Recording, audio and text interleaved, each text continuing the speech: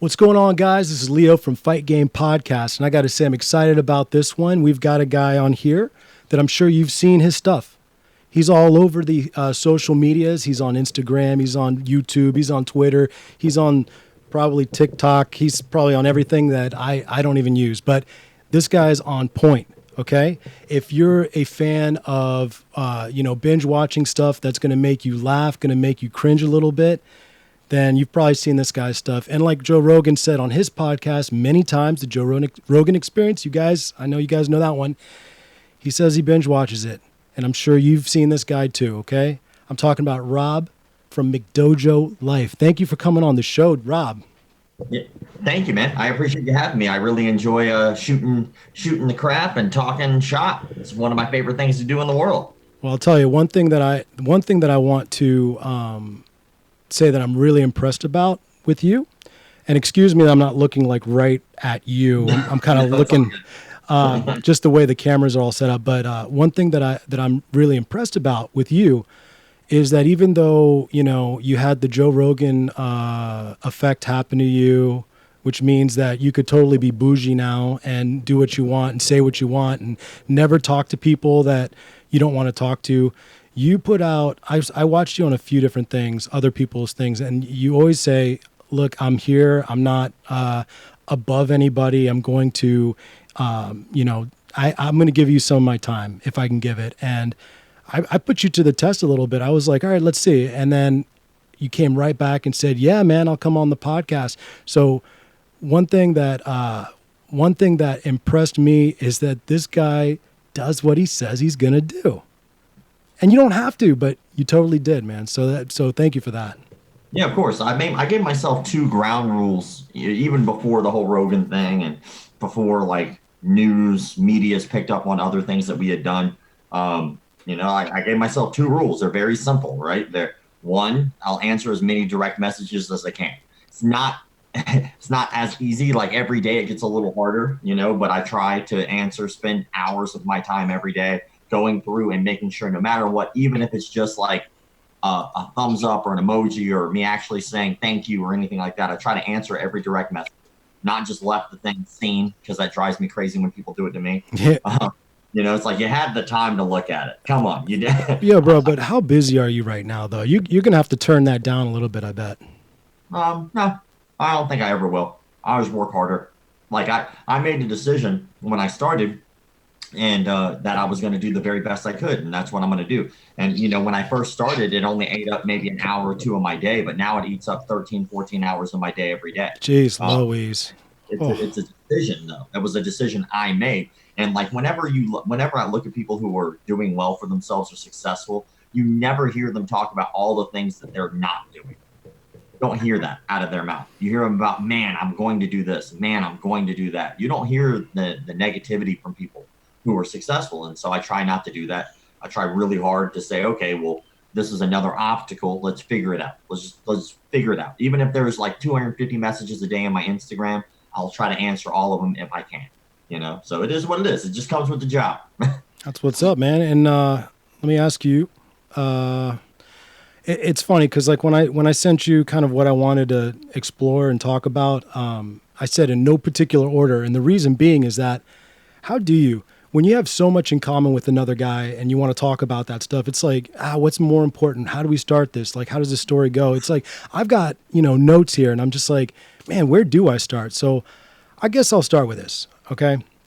Let's start with the term. Okay. Because you just created this monster brand. Okay. It's a brand that, like we said, Joe Rogan, is shouting it out. So that's a big brand at this point. He's the Johnny Carson of today.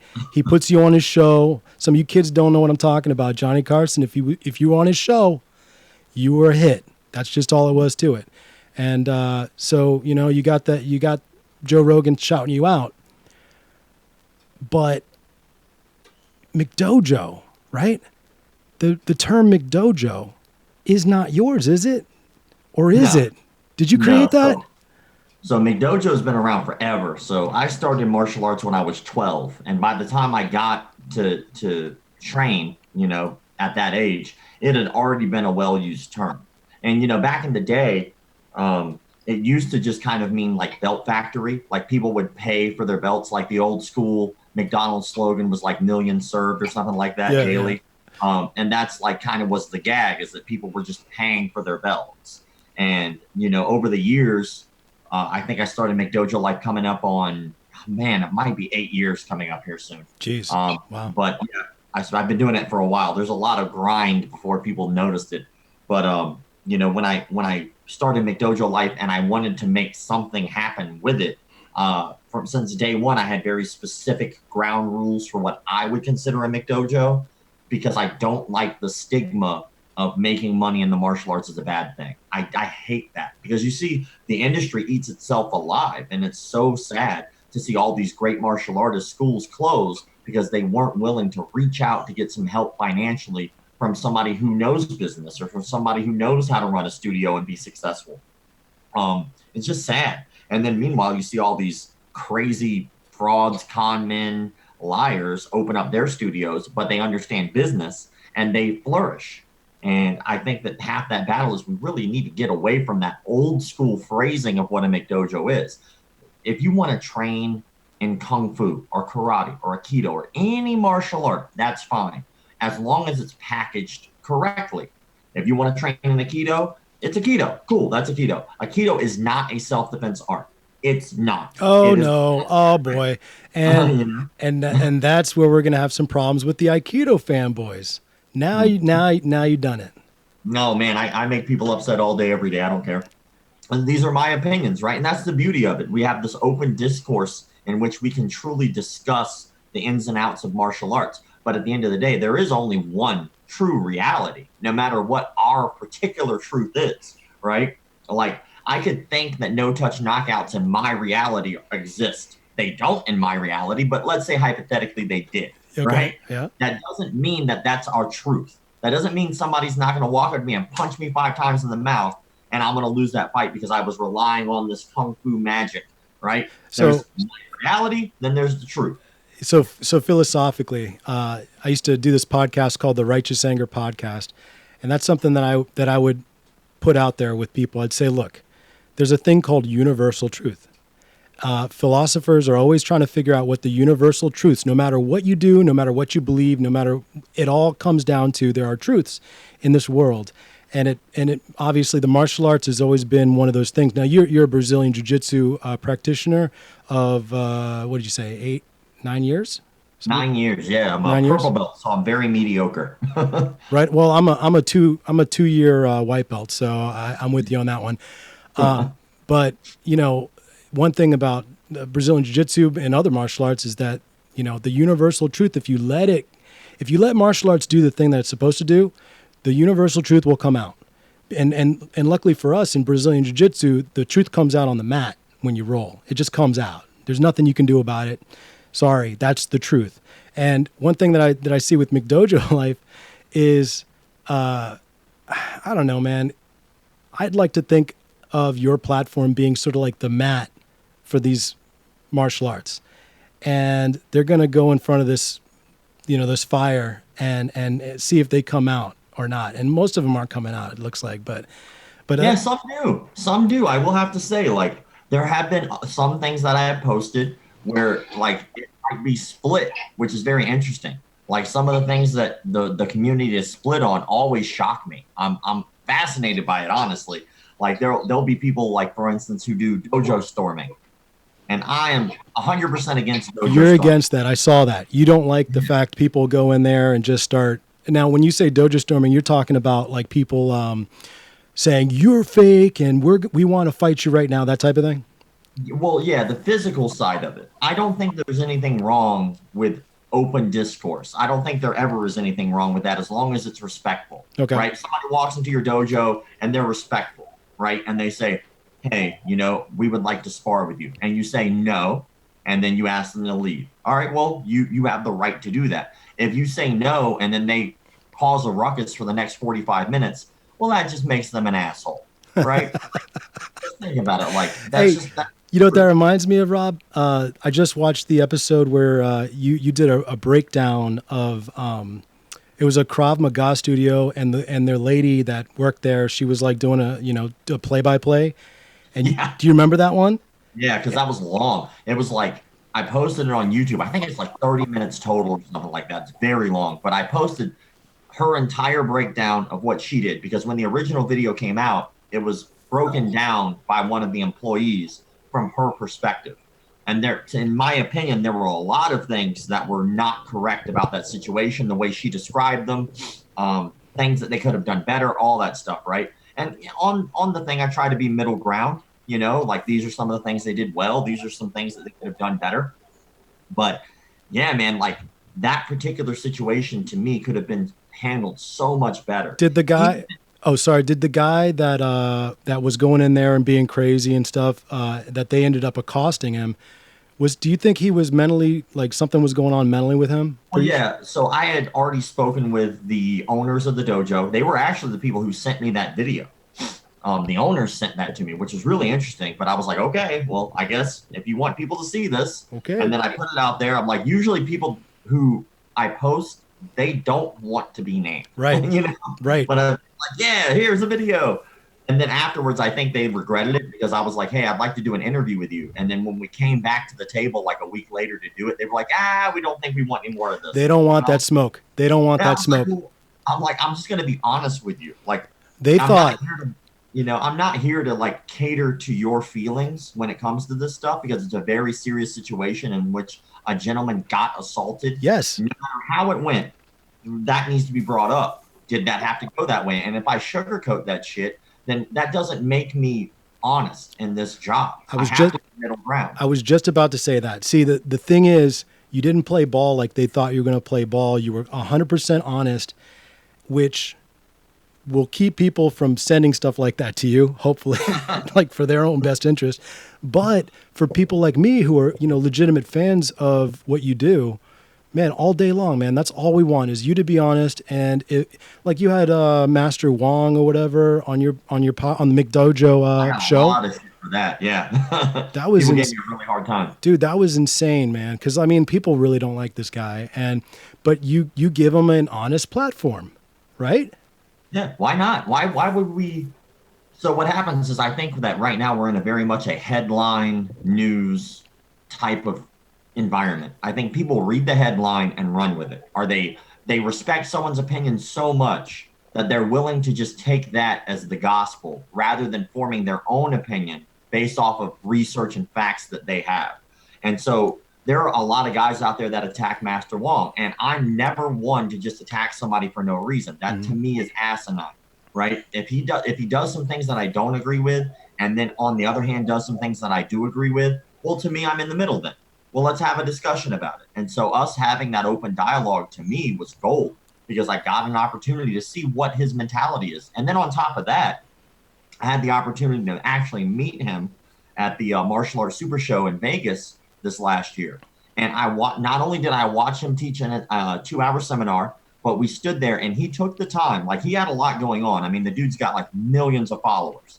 And in the middle of a martial arts convention, if you're a martial arts celebrity, everybody wants to take a photo with you, talk with you. We stood in the middle of that building with all of these thousands and thousands of martial arts around us, and we just talked. Right, there was a huge crowd. We were just shooting the crap, and like he didn't stop having a conversation with me. If somebody came up, he was polite. He took a photo and went right back to the conversation. I mean, he's a very passionate gentleman. But let's say he was George Dillman, right? And if anybody doesn't know who George Dillman is, I would treat him the same way I would treat Master Wong, or I would treat Michael Venom Page, or I would treat anyone. I'm going to treat him with the same respect because I believe that respect is earned. And if I've never met you, how do I know if I should respect you or not? I don't know anything about you. I just see your videos. Like, you think Jim Carrey in The Mask is Jim Carrey? No. He's an actor playing a character. Well, this is a guy who makes a living off of being a character. Right. And the more I spoke with him, the more I realized, I mean, I'm telling you right now, like people are going to sleep on Master Wong or people are going to give me a hard time because of what he teaches. That dude is strong as shit. All right. He looks strong. Strong. And like some of the philosophies that he has and stuff like that are rooted in Wing Chun. And he's just like every other martial artist. He thinks that his martial art is the best, right? But he's also a student. He's a student of the game. I saw him go around to all of these amazing martial artists, like Glover Texeira was there. And then he was learning jiu-jitsu from him. like right in the middle of the floor. So you're saying, I mean, okay, first of all, and hopefully I don't lose my train of thought because that does happen. First of all, I got to give you kudos and say just what you said there, how you treat people, no matter what you think they believe or whatever, how dumb it might be or whatever, you give them respect because, like you said, respect is earned. You have to first give respect and not worry about if respect is given to you first. It's just you're respectful. That's a martial artist. Two, the fact that Master Wong. I don't really know anything about Master Wong besides the stuff that I've seen after watching your interview, but. That's cool. Master Wong's going and learning some techniques. He's learning stuff from other martial artists. That's another principle in martial arts. If you're a real martial artist, and mind you, I mean, I'm a small channel. I know you haven't seen my stuff, but what I do is I interview fighters and owners of academies who I believe are the real deal. I try not to have any bozos on. I haven't had any bozos on yet. Hopefully I never do.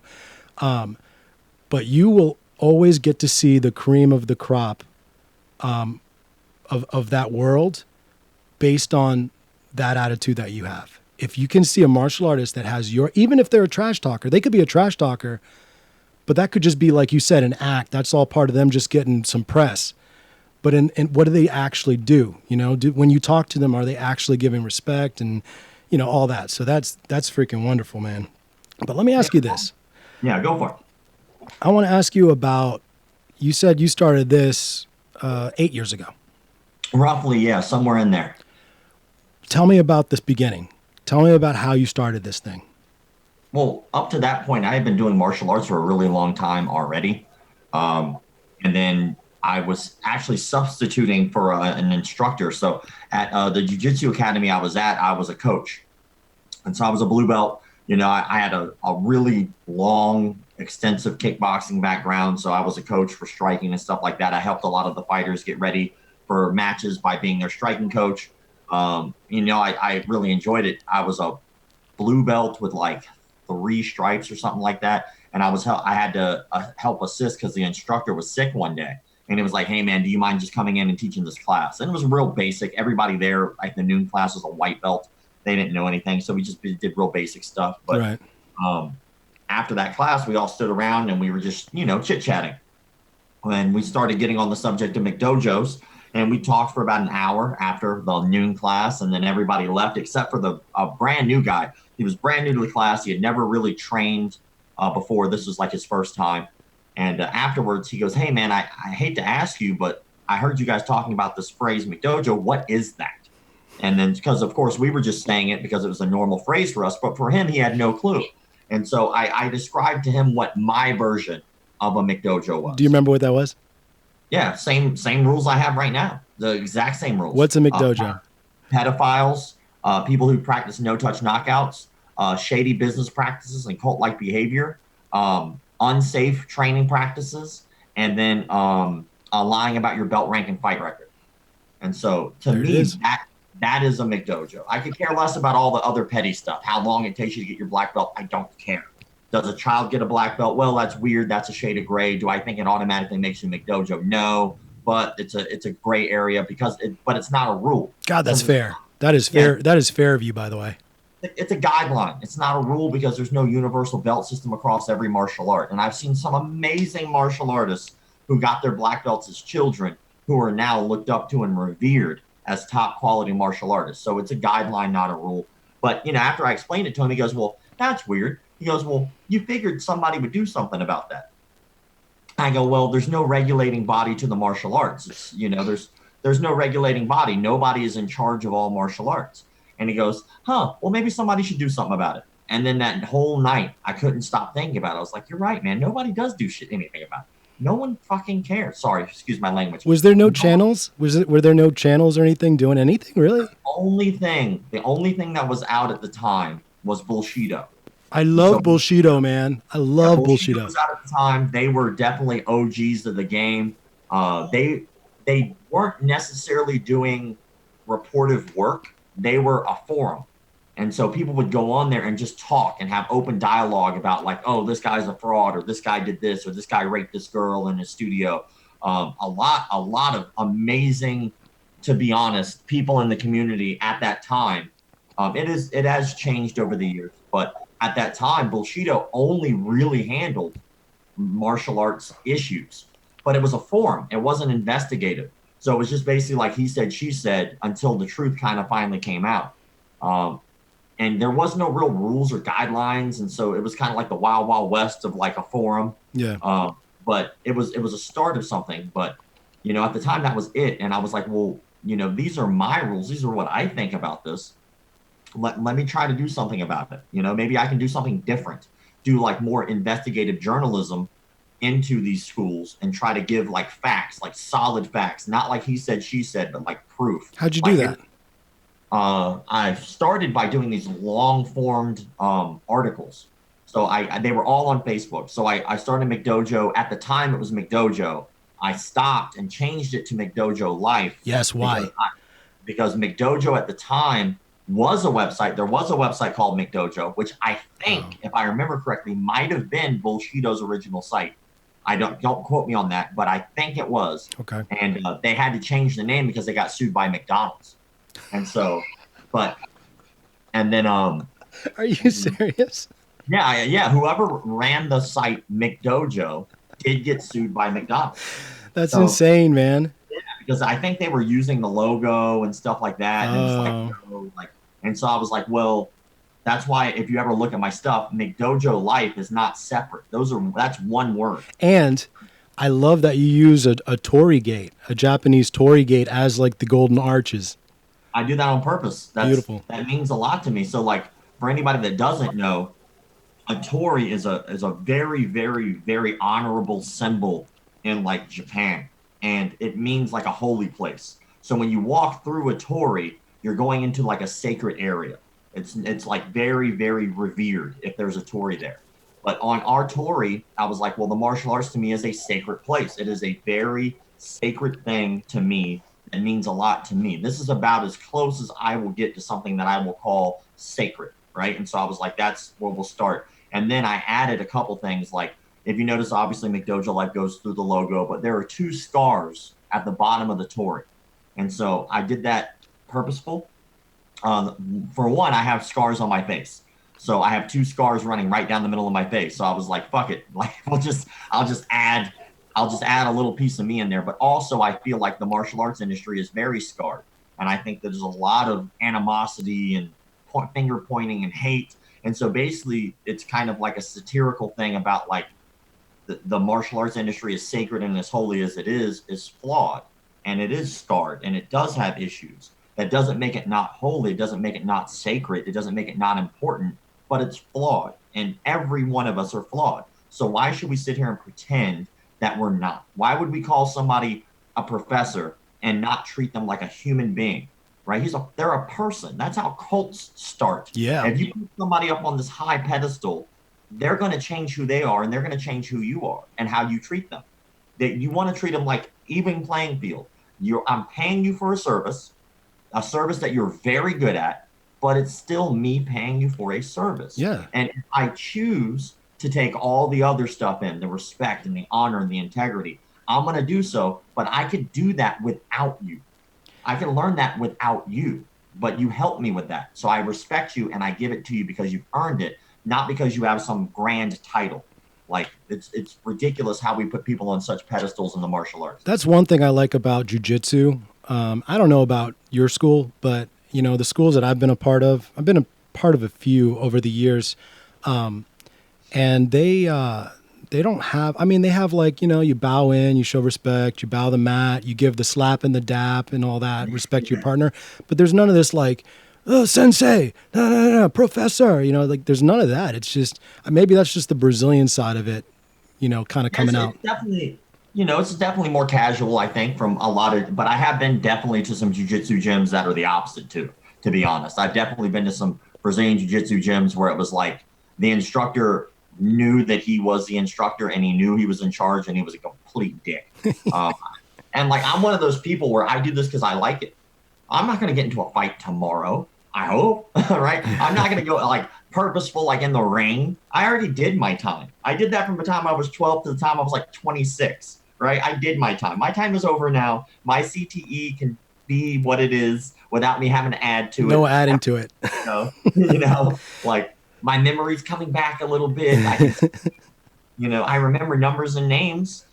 you I know. know, Yeah, you feel like maybe you're improving a little bit. Maybe you won't get the old what is it that Muhammad oh, punch drunk. yeah, you Yeah, yeah. maybe you're a little. I know because I was in Muay Thai for years, and being a Muay Thai fighter, it's like just. And I was studying Muay Thai at the end of in America.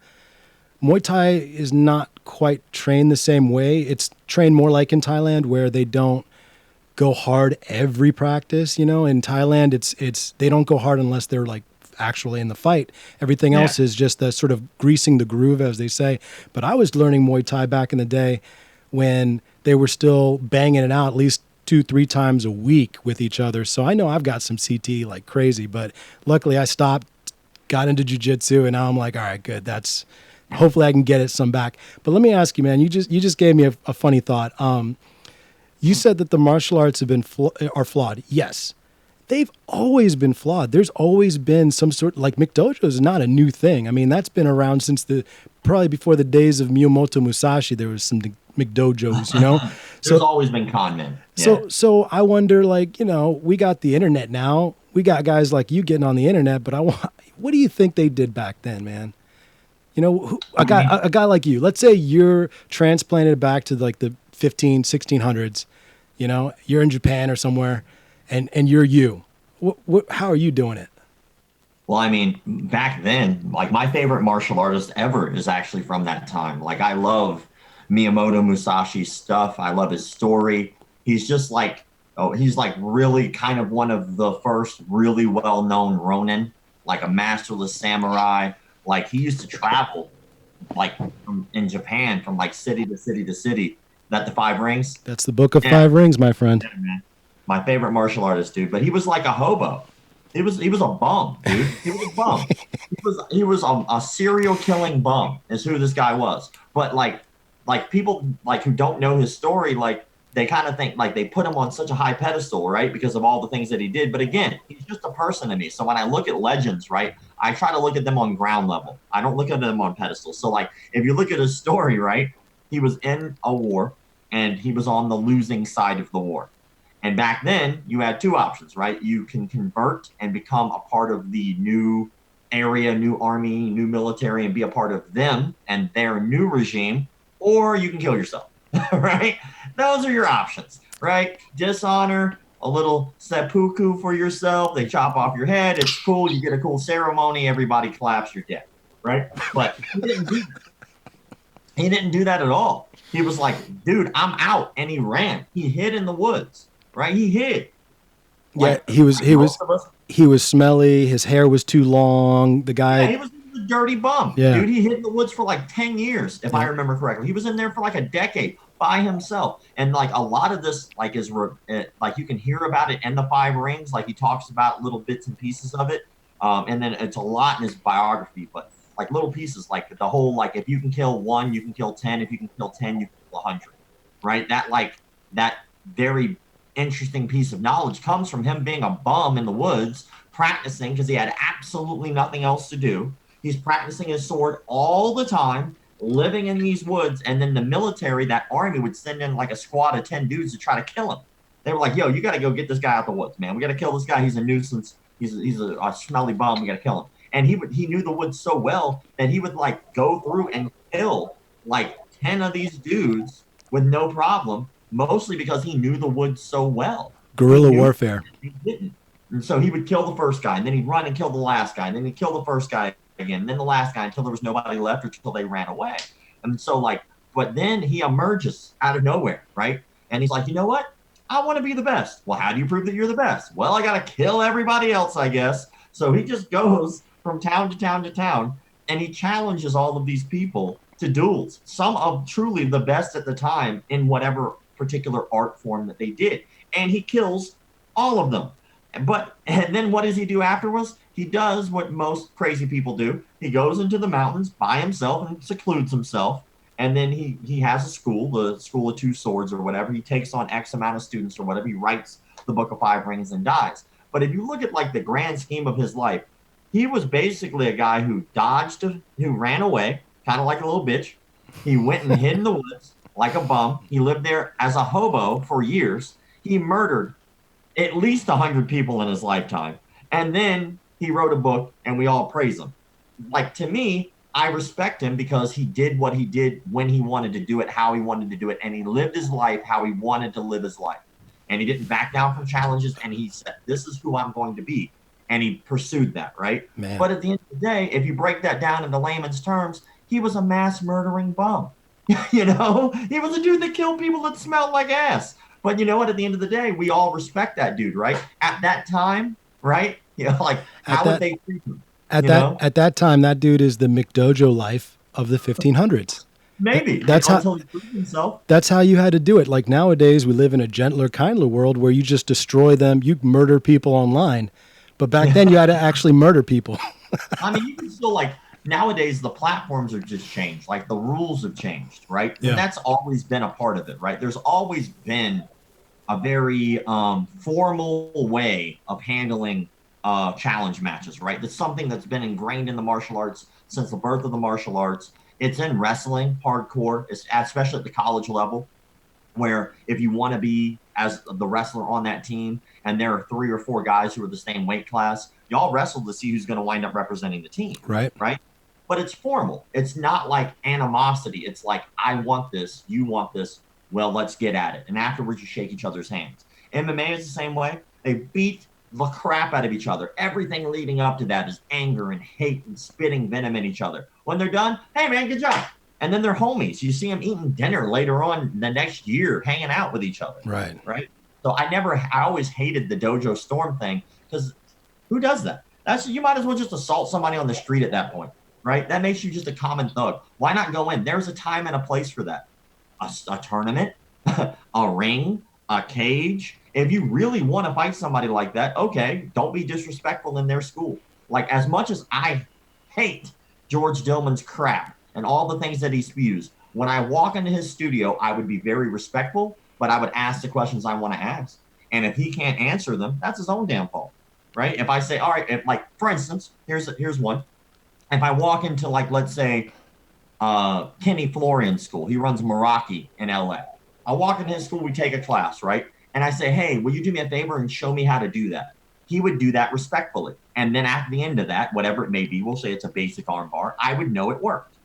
I would do the exact same thing to somebody who does no touch knockout. I'd be like, hey, man, did you show me how that works? And if they couldn't do it to me, I would tell them the same shit. I'd be like, it doesn't work then. No disrespect to you, but it just doesn't work. Doesn't work.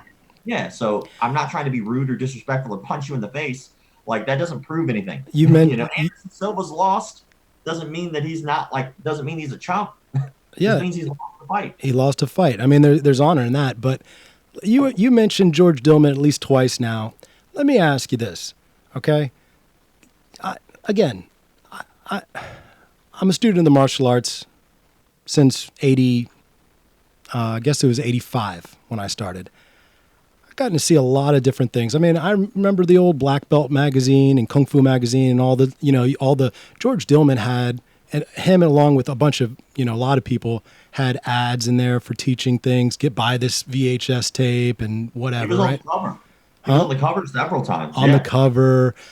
But, you and I, we've gotten to see years, decades of these martial artists, right? Who's the worst, in your opinion, of all your recorded time of doing this? Is George Dillman the worst? No, I do not think he's the worst. So just to touch on George Dillman, and then I'll answer your question. So George Dillman, to me, has a little bit more of what I call Steven Seagal syndrome than anything else. So if you look at Steven Seagal's earlier on in his career, he was a martial artist by trade. That's what he did, right? And then he just happened to fall into place with a producer or director who he was teaching, and all of a sudden he was able to get into movies, right? And then his ego was fed, that he already had an ego, obviously, but his ego was fed by people who catered to that and made him who he is today. And he allowed that to happen too, by having the yes men in his corner, by having people kiss his ass. Dillman was the same way. Back in the day, Dillman did full contact sport karate back when it was televised and it was like sponsored by Budweiser. Like the dude fought, like he really did. But then like when you start getting people who are around you to start hyping you up more than you are, you have to try to find a way to keep a level head. Or you can go the Dillman route or the Seagal route. Like, but if you look at somebody who didn't do that, look at Chuck Norris. He was a full contact champion. He was in movies, very well known at the time. One of the first true martial arts action stars. Longer than either one of those two. Yeah, and I mean the dude, like he probably could have had all those people in his corner kissing his ass. He probably still does, right? I've seen it. People like when they know Chuck Norris is going to be in the building, they freak the fuck out, right? Chuck Norris has his own. Remember when people were saying like the Chuck Norris jokes? Man, he's got his own line of jokes. Exactly, and I think that the reason that that's so funny is because he's not really like that. He's just like level-headed dude and legit badass, full contact karate champion and a black belt under the Machados. Like the dude has earned his stripes. Legit. He's truly legit. And we could joke and like, of course you could joke at it because he's a celebrity. So we're going to joke in his, in his expense, but he could have gone the other way. He could have easily gone the Steven Seagal way. He could have been a womanizer and he could have like been an asshole, but he's not. He's like the nicest fucking dude I've ever met. You know what, man? To be honest with you, there's probably many times that Steven Seagal had gotten sort of that reality check wake up call. But the story I love, and Joe Rogan talked about it, I forget with who, but he talked about when Judo Gene LaBelle choked out Steven Seagal and Seagal shot himself. Yeah. That story I believe. Because you have to kind of know a little bit about Gene LaBelle to kind of get that that's probably real, because Gene LaBelle is probably one of the most honest, brutally honest person you'll ever meet. Him and like Bill Wallace to me are like the most brutally honest people I've ever met. Bill Wallace called me. I won't say that. I'm not going to say it on the thing because I don't want to give him a hard time with that reputation. Tell me later. Tell me after. Yeah, definitely. Okay. But so back to your question though about who I think is the worst. The worst. Who I think is the worst is not martial artists at all, to be honest. The worst that I've ever seen are these companies that hire who jump on bandwagons like Tech Insider did, like Marie Claire did, like 5 Minute Crafts did. Those are the worst, because what they did was they jumped on this bandwagon and they said, you know what? We have all this content we're trying to release. Let's go ahead and put out some content about self-defense. Tech Insider hired this lady from New York. They did 4 or 5 videos and it was utter garbage, like to the point where it just infuriated me. I had to stop watching halfway through because of how asinine this lady was speaking. You could tell she had never been in a physical altercation in her fucking life. No clue. You could tell she'd never been in an altercation in her life. And yet here she was talking with such bravado and confidence, like she knew exactly how to get somebody off a mount. Just wiggle your hips. That's all you got to do to get them off mount. Wiggle your hips and your hip will hit them in the crotch. I could tell you for a fact, lady, from years on the mat, even before I did jiu-jitsu and we just grappled and I wasn't doing anything formal. If you want somebody off a mount, wiggling your hips ain't going to do it. All right. They're going to punch you in the face several times on the way as well, I promise. So wiggle your hips all you want. But what happened with that particular video, it blew up. In the martial arts community, we all ripped it apart because it was hot garbage. It's still out today, and they kept it up. But millions of comments from people who were saying, oh, my God, I'm so glad you put this out. This is going to help me so much protect myself. People bought it. Then Marie Claire released this video, and the lady that they hired was a model, very impressive fitness model. I give her credit. She's a great personal trainer, right? But she doesn't know any martial arts at the time. None. Knew nothing. She admitted to me in a conversation she knew nothing about martial arts at all. She made some stuff up, literally just made it up, and they put it out there for the world to see as the 5 self-defense techniques that you have to know. She didn't know anything, and Marie Claire pushed it. And of course, same thing. Oh my God, I'm so happy that you did this. Me and my girlfriends are going to practice this at home. You're going to practice how to get your ass beat is what you're going to do. You got to believe. Okay, that good point. I didn't think you were going to go there. That's awesome, man.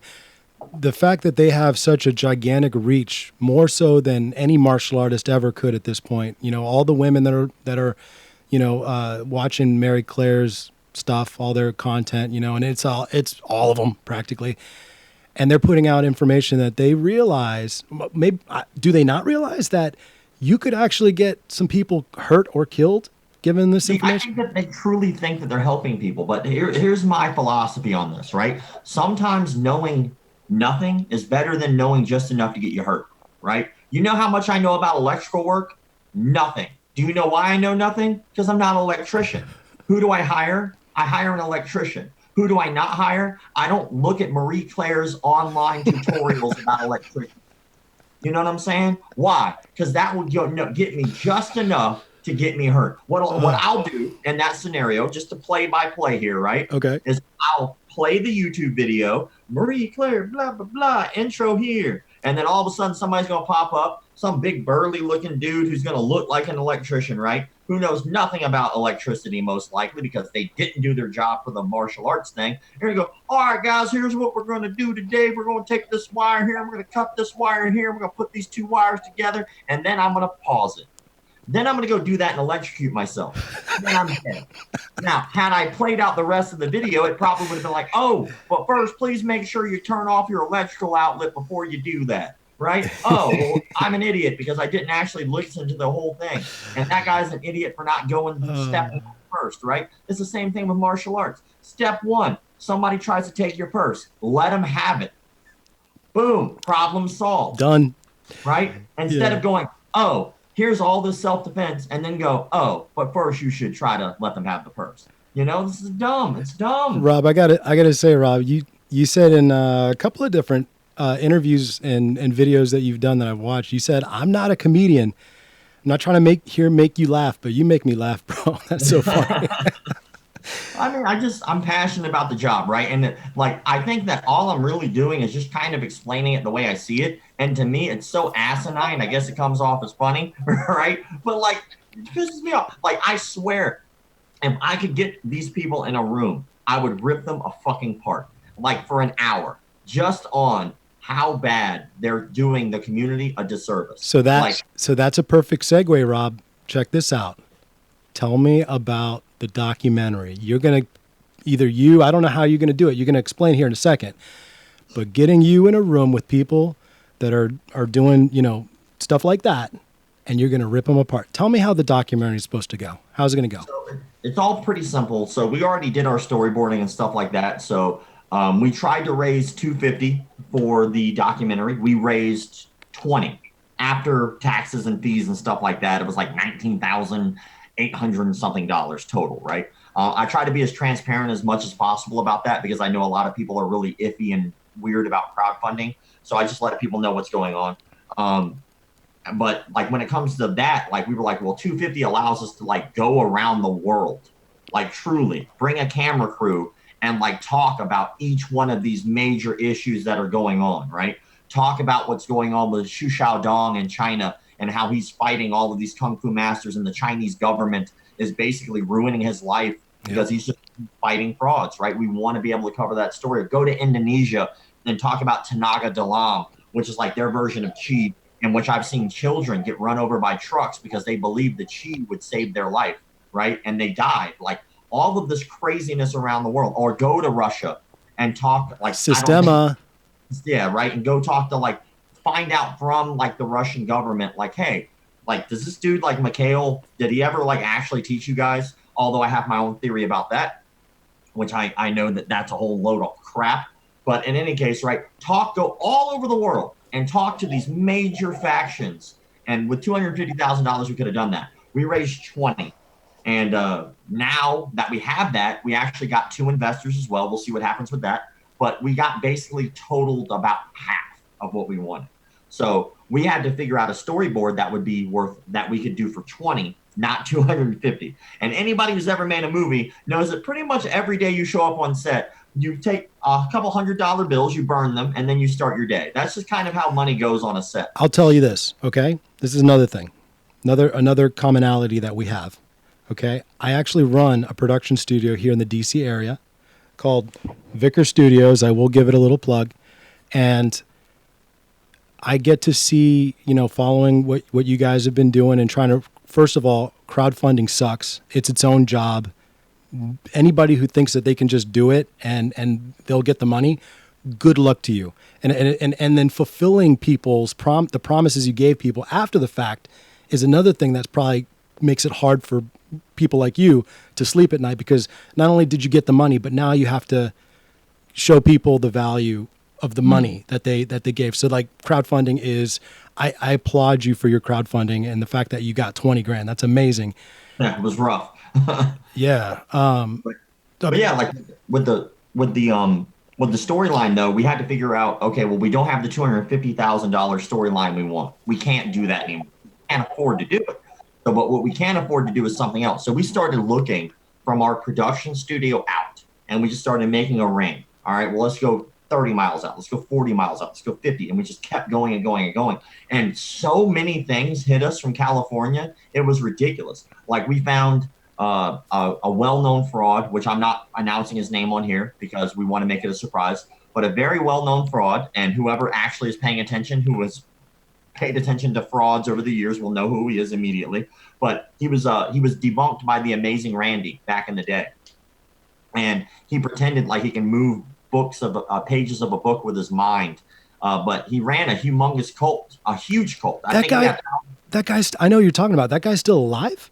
He is still alive. And I did not know this until we sat down to storyboard. Oh. So we sat down to storyboard and we're shooting the crap. And I was like, man, I'd really love to have this guy, but he's dead. And then my producer looks at me and he goes, dude, he's not dead.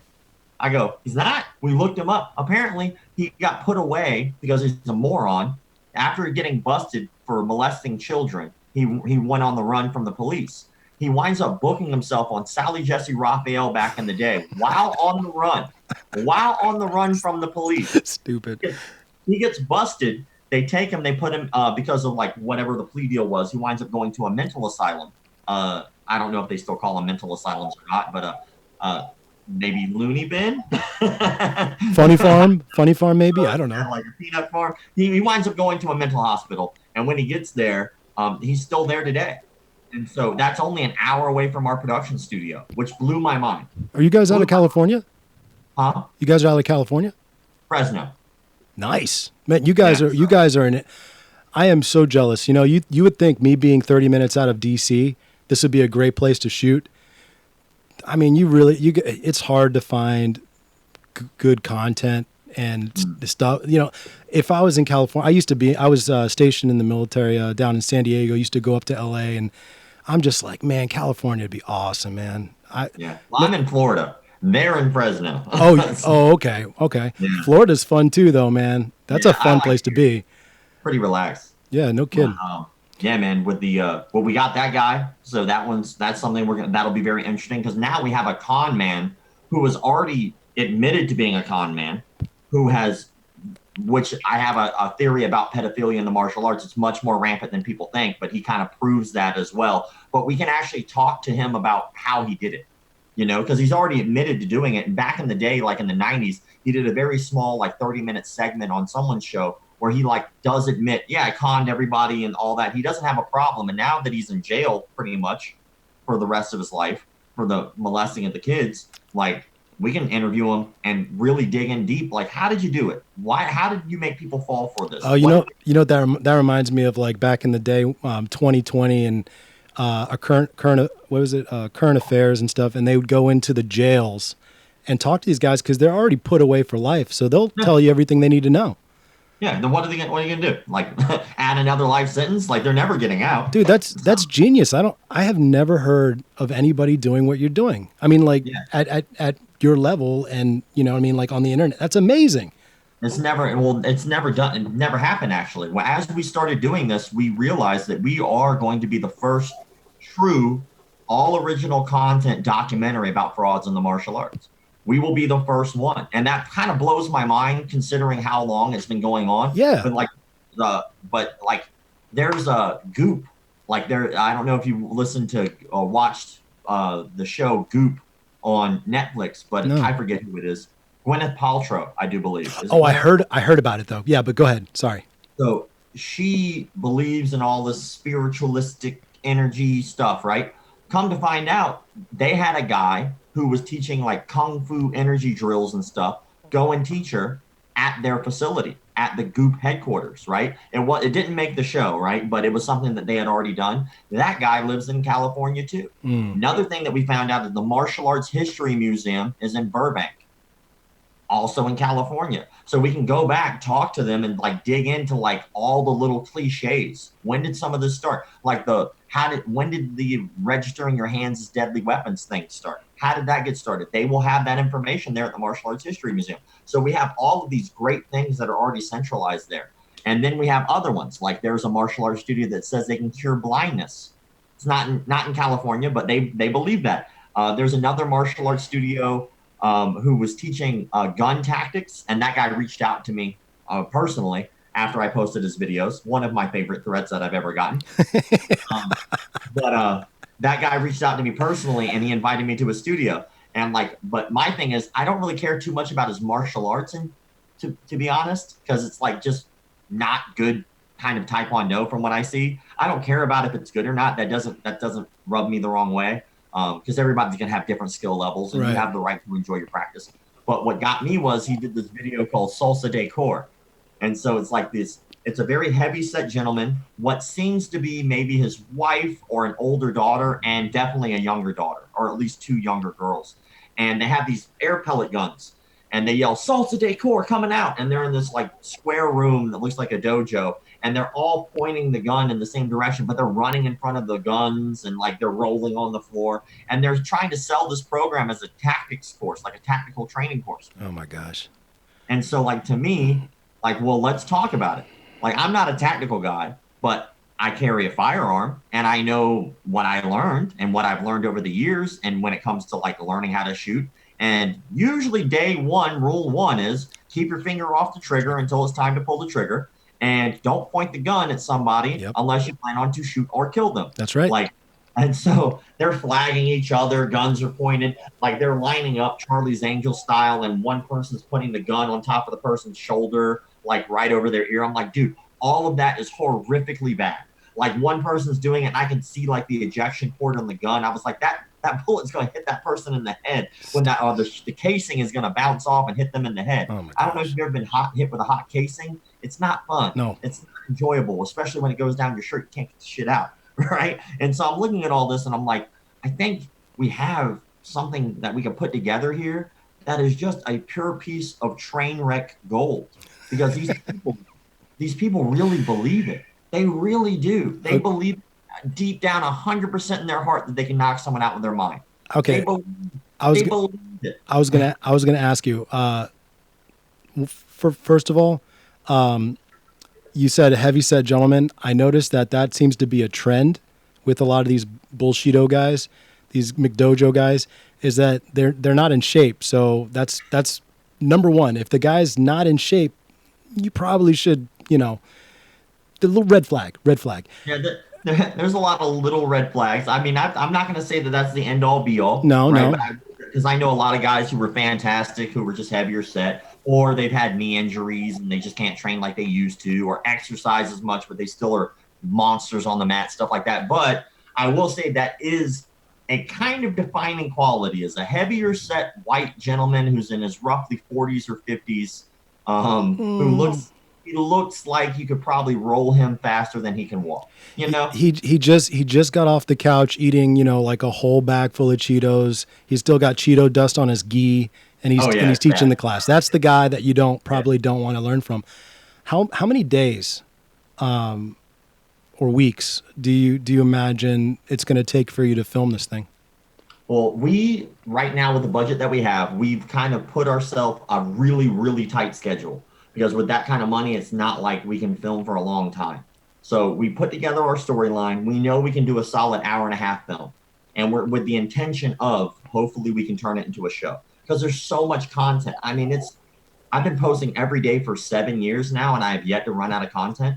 I mean, that in itself, it's got to be a damn show. But we figured that we could probably do 2 months of filming and 2 months of editing with 20,000. And if we're able to get the extra investments, then we're going to probably wind up shooting for maybe 4 months and editing for 4 months. So we're talking, this is genius, by the way. We're talking not about a documentary movie. We're talking about a documentary series, right? If we can. Okay. So if we can, it all depends. Like, the funny thing is like, you never know. Like, there's a saying that I keep repeating to myself, like a mantra when it comes to this. It kind of keeps me sane. Is when you're, it's actually an Alfred Hitchcock quote. It's when you're making a movie, the director is God. But when you're making a documentary, God is the director. And so we have all of the intentions of making a movie the way we want it to make. This is the story. This is stuff like that, right? Experiments, by the way. Kenny Florian's opening up his studio to us. Great martial artists like Dave Leduc has decided that he wants to come on just to be a subject matter expert and to talk to us about the reality of a fight, because no one knows better than a guy who's actually been to like jail to fight people. Like the dude's like one of the baddest dudes on the planet, and super nice guy, I have to say. We'll talk to analysts like Robin Black. We get to talk to guys like Mike Beltran, who's seen more fights than most of us probably ever will in our lifetime. Yep. We have guys like Kit Dale, who's agreed to come on. We have guys like Jesse Enkamp, who is very well known in traditional karate. His brother was in the UFC. So like guys like Shane Faison, all of these amazing John Hackelman, Pat Miletich. Sorry, I just want to make sure I get them all in. Awesome. All of these amazing martial artists have agreed simply to just help in some way. And that allows us to have all these great, amazing subject matter experts. But at the same time, the frauds are kind of where the cool story is. It's like we know what's legit based off of all of these people's opinions, thoughts, ideas, right? But what does the general public think? Like the average person on the street who's never taken martial arts, can we scam them is a thought. We want to do that. So what we want to do is we want to put together an experiment for the documentary in which we host a seminar that is 100% made up. We have a well-known martial artist who we're going to take and make him teach an hour of a seminar for people who've never taken a seminar before, never martial arts experience, and he's going to teach utter dog shit for an hour. He's going to do it on purpose, and he's going to do it to where he's going to try to sell it as real. Then after that hour, we're going to do testimonials and find out what their thoughts are. Hey, guys, what did you think about the seminar so far? And then get testimonials. Then after that, come out and let them know, hey, guys, for that last hour, you've been conned. We have conned you, right? Then show them that everything that they just learned is made up or doesn't work or is from TV. And then give them a real seminar for another hour and see what their thoughts are after that. Awesome. Because it gives us a real experiment, because we know that what these guys are doing is a con. And I've been doing martial arts consulting for about 10 years. And during that time, I've learned how to sell people on martial arts. I've learned about the 5 objections. I've learned my closing rate is about 75%. Wow. So if I can get in front of these people and I can use that information for the wrong purposes, not with the intent to help them, to lose weight, to get confidence, to learn self-defense. But if I could switch my mentality around and say, all right, well, I'm going to use the same information to con people. Let me see if I could do it. That's awesome. And then hopefully we could use it as an opportunity for people who've never trained before to look back and be a little bit more objective before they sign up at a martial arts studio. Give them real information. Like a big stigma is that most people don't want to join MMA gyms because they don't want to be in the UFC. They think that that's what that's going to be. Oh, I'll get elbowed in the face, right? Mm-hmm. That's just their perception. That's not necessarily true. Or they don't want to join karate because they think that they'll be in there with children. But, right, like that's not necessarily true either. Like you have guys like GSP, Michael Venom Page, Raymond Daniels, Sage Northcutt, Stephen Thompson, who are all amazing karate or taekwondo stylists who break those stigmas, because that's not what it's all about all the time. So perception for a lot of people is reality. So maybe if we do our job, we can kind of change people's perceptions a little bit to make better, more informed decisions. Shit, maybe we might be able to help some people not fall into a cult or not get hurt because they took the wrong thing. That sounds like that's wonderful, man. Because I'm hearing like all these different concepts that you're coming out with that are going to do a lot of amazing things in different ways. Like, for instance, the obviously the McDojoLife stuff is great for outing these frauds, but it's also great because it's showing people there's such a thing as frauds in martial arts. Watch out for them. This idea with doing the experiment with the people, you're gonna save those people time, money, and probably their lives in the future. But then you put that content out, and you're gonna save people that are gonna be watching it. So exponentially, you're gonna be saving a lot more people. But I wonder, right? When you look at the people that are looking at their sensei or Sifu or whatever, the fraud version of the Sifu or sensei, the people that fall for that, they're usually in it a little, I don't know, I'm guessing, but they're usually in it a little bit longer than just for one class. And sort of this indoctrination thing happens over time. Hopefully your results, when you do the testimonial before and then the testimony afterwards, hopefully we'll get to see some people that just totally got, hook, line, and sinker. But what do you think? What do you think are the trademarks or the things to watch out for the normal person who knows nothing about martial arts, before they become a zombie of one of these guys? Like, what are some of the things with the trademarks that you see? Like, why do these people become zombies for these? Well, I mean, so most people don't know what they don't know, right? So if I went to a wood shop class, well, we talked about firearms earlier, right? Let's say I went to a firearms seminar, right? And I've never learned anything about firearms before. It's my first day ever. And this guy comes in and he looks the part, right? He's got his tactical belt on, right? His gun's holstered up. He's got his, whatever shirt he's wearing that represents like Glock on his chest. And, he's got his like military hat that says, got the Marine symbol on it, right? And he's got all the accoutrement that we're going to need here to make somebody an expert just by looking at them. Big guy, works out, you can tell. And then, so I get there, I know nothing about guns. And he goes, hey guys, just so you know, none of these guns are loaded. So you're more than welcome to point them at anybody you want. Right? If I knew nothing, that makes sense to me. That makes complete sense. He just said it in a way that made sense. Okay, well, since they're not loaded, of course it's safe to point them around at everybody. I can look at myself, all right? Anybody who's ever handled a firearm before knows that it's irresponsible and dangerous. It is asinine to think that, because one day you might not be paying attention and you might be in a bad habit of doing that and actually pull the trigger and kill somebody, right? Like actually that Tiger King show that just hit Netflix that happened on actually. This guy thought that the gun wasn't able to fire, and he killed himself in front of employees because he thought that the gun wasn't going to go off because he did not practice safe firearm training, right? He was not responsible. And before that, by the way, he had just got done pointing the gun at another staff member. Oh my gosh. So, but like, if you think about that, think about it that way with martial arts. We're looking at things from people who have already experienced it, been there, done that. We have our own life experiences we can add to the mix. But like, most people don't have a clue. We want them to, right? But most people don't. Most people do not know how to fight. They live in this fantasy world where they build themselves up to say that they do.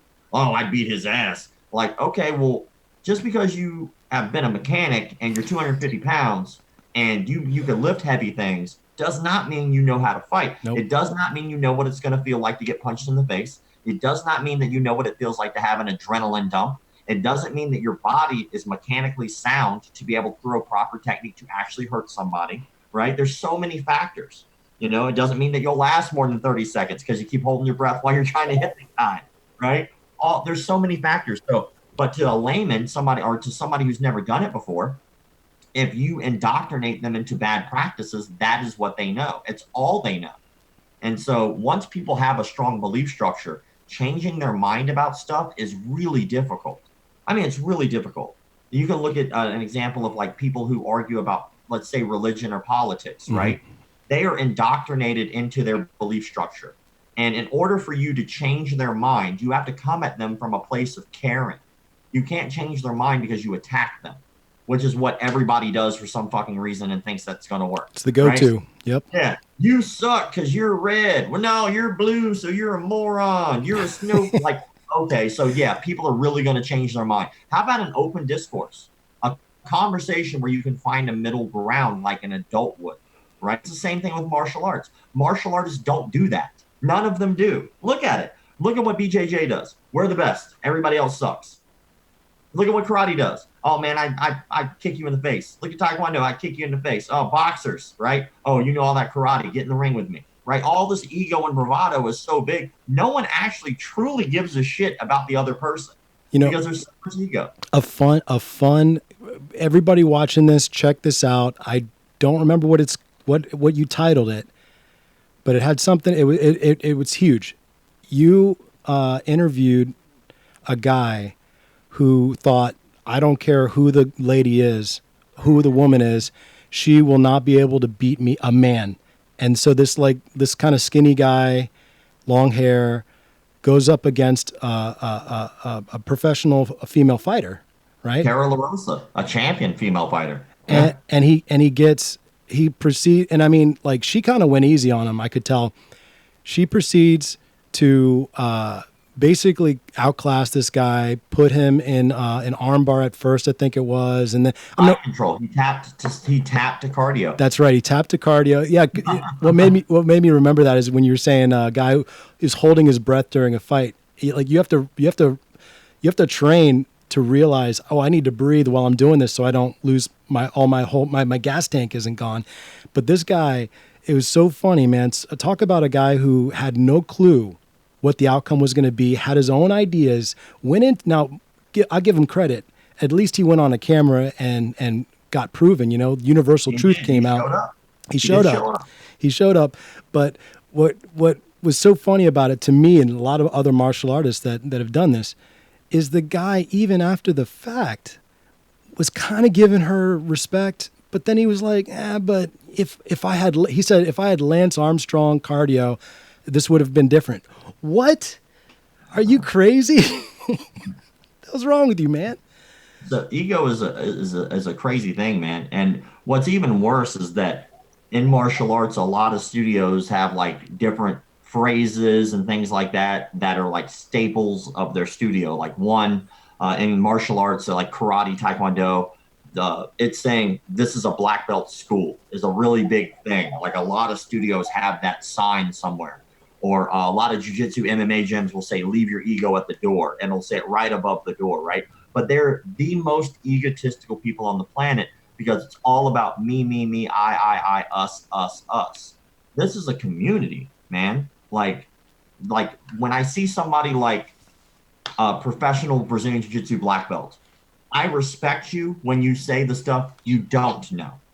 Every time you talk about all the stuff you do know, other than what it is that you're obviously an expert in, I lose a little bit more respect for you every time you speak.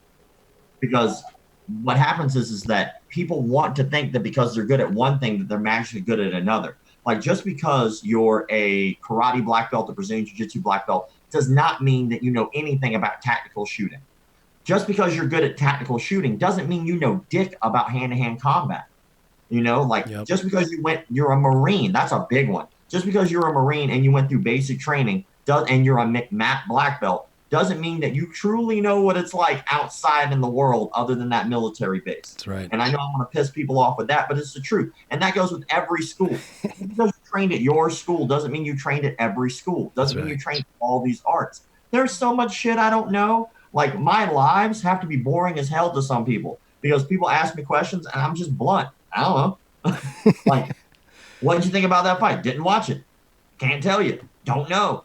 Like, I'm just going to be honest with you. And if you get me on a topic or a subject that I do know, I'm going to usually start with my opinion is like, because I'm not telling you, I'm just telling you how I feel about the subject and you have the right to your own. Yeah. I just think that it's dangerous in such an important industry that is not regulated whatsoever. There's no regulating body that there's so much ego in it rather than it being a little bit more unified with the fact that, hey, man, you know what? I realize that your karate school is about to fail. Why don't you come over here and teach for us, man? I'll let you rent some space. You can close down that facility. I have time open on Tuesdays and Thursdays from like 8 to 9 that I'm not using. Come over here, man, so you can build your stuff back up. Teach me a little karate. But it doesn't work that way. It just eats itself alive, man. It's so sad to see. Let me ask you this. This one hurts. This one hurts. This one hurts me a lot to ask you this and to get your opinion. So we'll see what you say. 10 inches. Man, well, that beats me. So we had Carol Silverfox Provic on the show a few episodes ago. He's a guy that he's one of Henzo Gracie's black belts. We talked to him about this subject. We talked about the fact that Joe Rogan had Faraz Zahabi on, and they talked about this subject. This one hurts, okay? Is Brazilian Jiu-Jitsu becoming a McDojo art? I mean, that depends on the instructor. So, like, I did hear that conversation that they had about that, and there are people who do take anything, repackage it, repurpose it, and try to make a quick buck off of it. It doesn't matter what it is, man. There was a thing called the pet rock back in the day. Yeah, I remember. Right? Yeah. Like, I mean, come on. Like, you can package anything just to make a quick buck off of it, even a rock, apparently. Now, when it comes to like the martial arts and stuff like that, it is what we make it. We have the option, right? Like, what I think a lot of us kind of forget, in the midst of how things go and how things evolve, is we're so busy paying attention to all the evolution in the martial arts and the beauty that of the renaissance we're truly in, because I believe we're in a martial arts renaissance. I see every martial art just leaps and bounds improving in what they can do physically. It's really impressive that we forget about the little subtleties that all the masters who came before kind of instilled. There was a reason they did certain things, and it seems like we kind of lose sight of all the things that aren't just technique. We just lose it. We just don't care, right? Why did he do it that way? I don't know. Who cares? And we just take the technique and we move on, right? The little things that are lost, I think, are the little things like honor and respect and integrity, right? I don't really see a lot of that anymore. I don't really see it like it used to be. You don't see that as much, even in traditional schools. You see these guys who use that as a mask to cover the fact that they are humongous con artists. You can't question me because I'm the master. Well, that's not how respect goes, motherfucker. All right. Respect is earned, right? I will give it to you if you earn it. This is not unquestionable. This is you've earned it because of all these amazing things you've done as a human being, all the life lessons you've taught me, all the lessons that I've learned on the mat, all the things that you've done to help me, right? So in return, the only thing I can truly do to repay you is to show you the utmost amount of respect for that, right? And to treat you with respect, which is the same thing you would do with your barber. Just be honest. If your plumber came in and changed your life with some advice, you'd probably call that dude sir, right? That's right. If your barber was like the guy you always went to for advice, you would treat him differently. Well, you happen to be in a world where it's such a fine line between a religion, a cult, and a martial art that it's sometimes hard to see the difference. So do I think that Brazilian Jiu-Jitsu is going in a direction of becoming a McDojo? I don't necessarily think that, because I think that we have the option to change that. We have the option as the next generation of masters, because somebody on the mat with someone right now will eventually have their face on a picture on a wall after they're dead. Somebody. We don't know who that'll be. We don't, because people are just people. They're not born a master of an art. They just exist until they become. And so when it comes to like, is Brazilian Jiu-Jitsu becoming a McDojo? In my opinion, any art is susceptible to that, but every art is dictated by the leader. It's dictated by the school, the instructor. The entire art, no. Do I think karate is a McDojo? No. Karate is an art. Now, can the person who teaches that art turn it into that? Sure, they could. Taekwondo is the same, Aikido is the same, all that. If I went to an Aikido school, right, which, scratch that. Let me go back for a second. When I interviewed Mike Swain is a multiple-time Olympic judoka, right? He went to, I think, the Olympics 4 times under the United States banner to compete in the Olympics, right? I think his highest medal was bronze or something like that. But this dude was like upper echelon, right? One of the best to represent our country in judo. And he straight up told me, I don't think judo is a self-defense art. He said, judo to me is not a self-defense art. Now, this is the guy who's the cream of the crop in terms of judo, elite Olympic level athlete, and he had no problem telling me that. He wasn't trying to hide anything. He wasn't trying to mask anything. He was just telling me his honest to goodness opinion was he didn't feel like it was. Now, if I went into an Aikido school, which is what I was getting to, and they were like, yes, this is the best self-defense art there is, I'd be like, all right, well, this Olympic level judo guy who I know could break my ribs with a proper throw, right? Just told me that he didn't think that was. And all this magical voodoo bullshit that you're doing isn't even close to that. I'm gonna call you bullshit on that. You know what I'm saying? Why do you think he said that? What? Because I I don't mean, know. you I look guess. you look at judo. Judo throws happen in the UFC and one, and it happens all the time. Well, I think that his reasoning behind that is he was looking at a bigger picture of self-defense. He wasn't looking at it from the confines and structures of the rules of judo. So, like, for instance, jujitsu is an amazing art, right? Let me get, I don't know, a 15-year-old kid to grapple with a blue belt 16-year-old kid. And I'm going to give the 15-year-old two knives, right? Who wins? The kid with the knives, man. I mean, maybe, Yeah. but up until that point, I'm pretty sure you were probably dead set on the blue belt kicking that kid's ass, Oof. right? Yeah. But magically, we have the real world. It's no longer a map.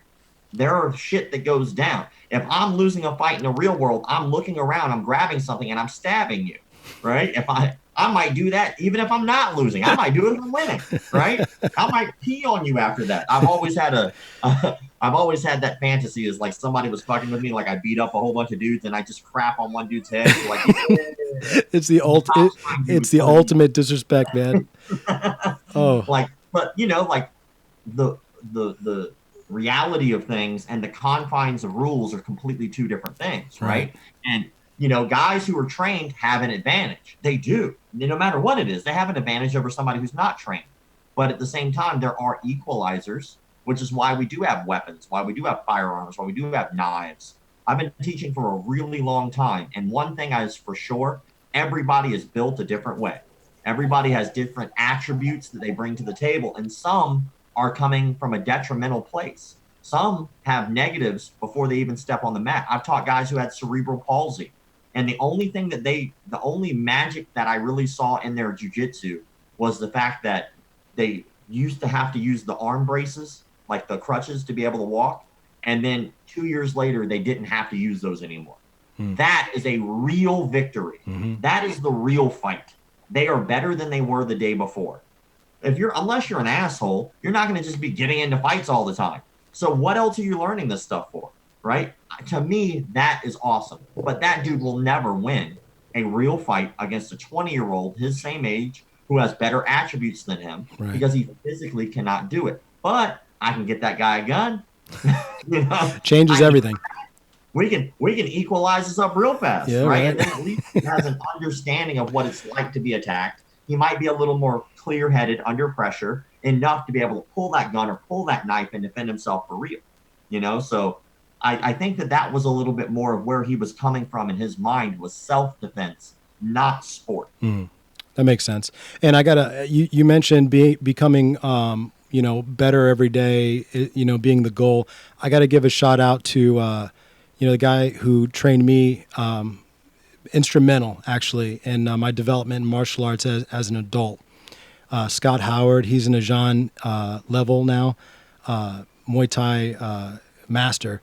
And it's his birthday today, so happy birthday to you, Scott. That's awesome. Yeah, and one thing that he said on probably several occasions, actually, we've had him on the podcast a few times, and he said, my goal with my students and the thing that they should have in their heads every day, you can get overwhelmed in the martial arts because you see, like for instance, in jiu-jitsu, you see a purple belt and you're a white belt and you're like, I'll never be that good. And it's like, yo, slow down.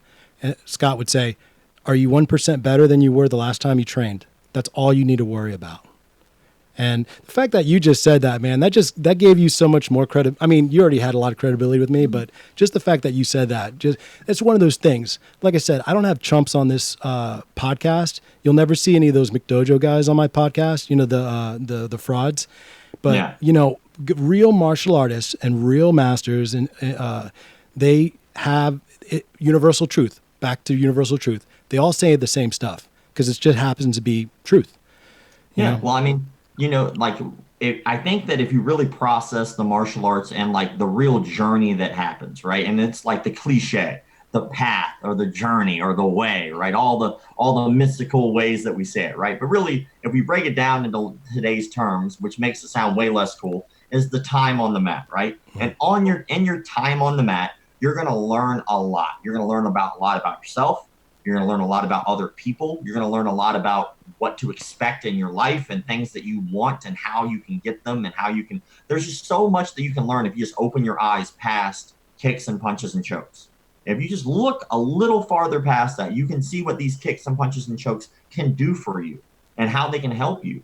But if you only are looking at things as kicks and punches and chokes, you are missing the point. You're missing it because those kicks and punches and chokes are only going to happen for so much time. On the mat, what do we, we'll say maybe 2 hours. That's a long time, but we'll say 2 hours. The average martial artist on the mat is like average, is training 2 to 3 times a week for about an hour, right? So you learn kicks and punches and chokes there. And then if you decide, you do more. So you could do more or do less, but the average person is 2 to 3 times a week for an hour.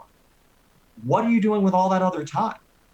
What is going on? Like my instructor told me, because you know we all have our peaks and valleys, and we all have our slumps in our training, and we all have those moments of doubt. But he looked at me one day and he just said, "Can you kick your own ass?" And I was like, "What?" He goes, "Can you kick your own ass? If you met you 8 years ago, can you kick his ass?" And I was like, "Pretty sure I can kick his ass." And he goes, "Then you're improving." And he goes, "Ask yourself that question tomorrow." You know, That's and then awesome. keep asking yourself that question. That And is then, awesome. but it's the same thing with everything else in your life. It's not about this grand master status. Oh, I'm the best in the world. Oh, I have these gold medals. I've met some of those dudes and they're pieces of shit. Like that, is that what you want to aspire to be? Is an asshole with a gold medal? No one fucking cares about that guy, and they will not remember his name later on in life. It's what you did to improve yourself and all the other people around you.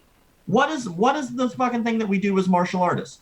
We start as a well, technically, if we want to get technical, we start as an enthusiast, then we become a lead. We take our first trial, then we become a student, then we might become an assistant instructor, then we might become an instructor. But eventually, if you go down this path, it leads you to be a teacher. Like the ultimate goal in this whole thing is to help other people. Why not start with that goal? Why not start and go, you know what? My goal is to help people now. Why do I have to wait 30 years to be a better person to help other people? I could just do that shit right now. Right now. I just, you know what? I'm going to help people. This guy's first day. I don't know shit about martial arts yet because it's my second day, but I can at least shake his hand and say hello. Well, look at that. It just magically made me a better person too because I helped someone else. And now I'm polite. Oh, shit. Now we're growing as individuals. But if all you see is, I'm going to kick that guy's ass, well, now you're a dick, right? No one fucking going to care about you. No one's going to remember the sparring match in which you were an asshole. The only thing they'll remember is, were you a nice person or were you a dick? That's it, right? And so I hope that most people who are listening will take the time and really be a little bit more introverted here, and not introverted, introspective, and go, yeah, and go, you know what? Am I the guy who's always looking to win on the mat, or am I the guy who's always looking to help on the mat? Because if you look at any great master, they're not known for how they just kicked everyone's ass. That was a byproduct of them being great people. Like, look at Henzo. Henzo will kick someone's ass. We all know Henzo will beat the shit out of somebody, but we also know how many other people that he helped and how many other people were elevated because of him. Donna here made all of those guys in the blue basement, right? Like we look at Matt Serra, right? We look at all these guys, right? You can attach name to that name. How great you are is directly affected by how great you've made other people. And if you look around and the only person that you've made great is you aren't shit. To me, anyway. You're just some guy who cares way more about himself than other people.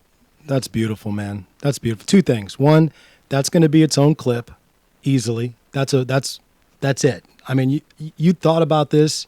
You've slaved over this in your mind. I can tell because you just wrapped it all up perfectly. Two, you need a shirt that says "Now you're a dick," so make sure you write that. Okay. My last question for you. Okay, and then we'll have a little bit of time for you. I'll have some questions for you to kind of plug your own stuff, but of course. my last question for you is, do you see a world, and I imagine you're going to do this as long until the wheels fall off, you're going to be doing this. Do you see a world where you just put yourself out of business, outing McDojo masters? I wish. I mean, I, I I don't. I want that, right? But I'm a realist. I'm about as real as possible. There will always be con men, right? But think about it a little bit more like this, right? There will always be people who are out there trying to hurt other people. And the opposite of good is not evil. The opposite of good is indifferent. So to me, as long as they're out there, I'll be out here too, right? And if I could go. Maybe they leave for a while, but when they come back to work, right? But I think that I'm a little bit more fortunate in the fact that the goal here isn't about me. The goal is more about the community. And so I would hope that what will happen, and I already kind of see it happening a little at a time. I see like accounts like fake black belt pop up, which is directly like made because I made my account. This guy hit me up one day randomly from his private account, and he was like, "Hey man, I want to start my own page. Can you give me some advice on how to do it?" He didn't tell me it was going to be exactly like my page, right? But then the next day he opens up fake black belt, and like I was like, that's a little derivative. But then I like again, that was my own personal ego. I sat back and I thought about that. I was like, that's one more person fighting this fight. I'm not fighting this by myself anymore. There are other people out here who feel just as passionate about this. So kudos. Like if let's say something happens and all my pages get taken down, I won't be the only one anymore. It won't just be me.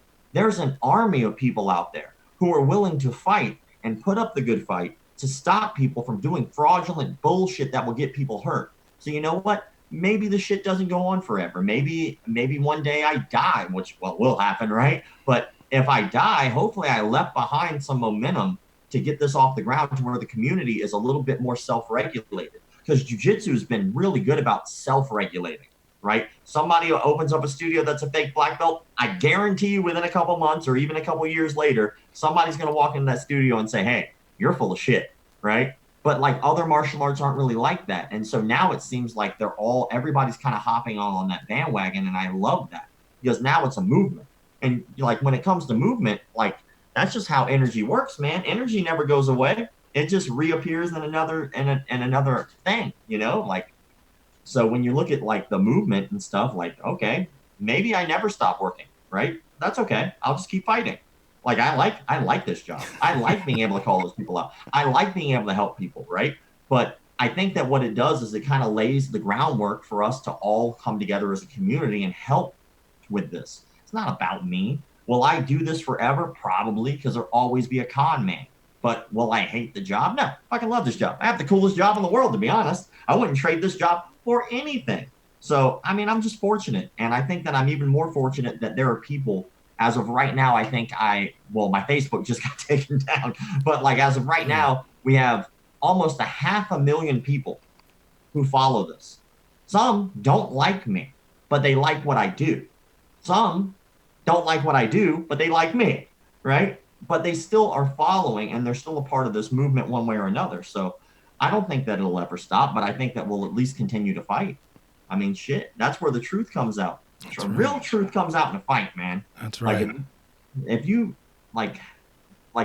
if you break it down like how a fight really works, it's the most honest moment you'll ever have with yourself and another person.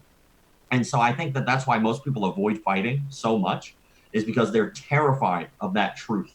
They're terrified that they'll lose and then they'll feel a certain way. No, you're worried that you'll feel a certain way. You don't care if you win or lose. You're just worried about all the repercussions of how you're going to internalize and how you're going to handle your own personal shit in your head, right? Fighting is truth, and so and you don't have to be an asshole to fight somebody and be violent. Like I can fight somebody all the time, like put on gloves, we'll hit each other, we'll high five, have some beers afterwards. That's not violence. That's truth. We're being truthful to each other. So I think that this is just a moment of truth right now for the industry to look at and go, all right, well, are you willing to fight for this? Are you going to sit there and be one of those guys who's going to be indifferent and sit down and go, you know what, I'm going to work on my guys and they're going to work on their people and we'll just all coexist? Bullshit. That's not how the world works. You think a fucking gazelle goes out and by the lake and sees a lion rip apart his homie and go, well, the lion, he'll just leave me alone because he ain't my friend and we'll just coexist. Bitch, he's going to eat you tomorrow, right? Be prepared. And that's how this goes, right? There are lions out there preying on sheep. And right now, you could either be the shepherd or you could be a sheep with them. And if you're an instructor and you're just turning a blind eye to people who are molesting kids, guys who are ripping people off financially, people who are harming their students physically, brainwashing them in cult-like behaviors, you're no longer a fucking wolf or a shepherd. You are a sheep just like them. You're just teaching other sheep. And that, in my opinion, makes you a piece of shit. Great. You know, you can, if you really want to be like in this, if you really want to be in this industry, you can't turn a blind eye to other people being harmed. Where's your integrity now? Where's your honor? Where's your discipline now? You're just hiding behind that bullshit at that point. You're no longer helping people. You're just full of shit and you're scared. You're scared to address the fucking real problem and to fight and to have that moment of truth with yourself. You don't want to have that. You want to be in your own little fucking cookie cutter world with your small pond as the big fish, right? Oh, so what, that guy over there molested a kid. You know what? It's not our studio. We're going to turn a blind eye. I can't say anything about him because he belongs to this organization and I'm a part of that organization. If I say something, it'll ruin my, who gives a shit? Right is right, wrong is wrong. Show some courage. Show some courage, right? Have some fucking balls, balls. You know, hey, have some balls. Why did Facebook take down your page? Copyright thing. I'm fighting it right now. Oh. Like, you know, I don't really want to give the guy the satisfaction, but I had a guy on my Instagram page who I deemed the seahorse guy. And because he was telling people to pretend to act like a seahorse, like actually making the seahorse gestures and stuff and telling people that's how you harness chi. And so he also did this thing of dance as self-defense. And so he was teaching people ballroom dancing, but he was also calling it self-defense. So I ripped that guy apart because he's definitely ripping people off. He was definitely talking in circles out his ass. I had him on my live, and then we talked. And he spent the first 15 minutes of that live talking about how he didn't teach dance as self-defense. That's not what he does. And I was like, okay, fair enough. Then he spent the next 15 minutes of that same show talking about how teaching dance was the only way to teach self-defense. Oh my gosh. It was the best way. Then he read me an entire article that he had written about why it was the best way to teach self-defense. And I was like, dude, you just spent 15 minutes telling me you didn't do that. Now you're spending 15 minutes telling me that it's the best way to do that.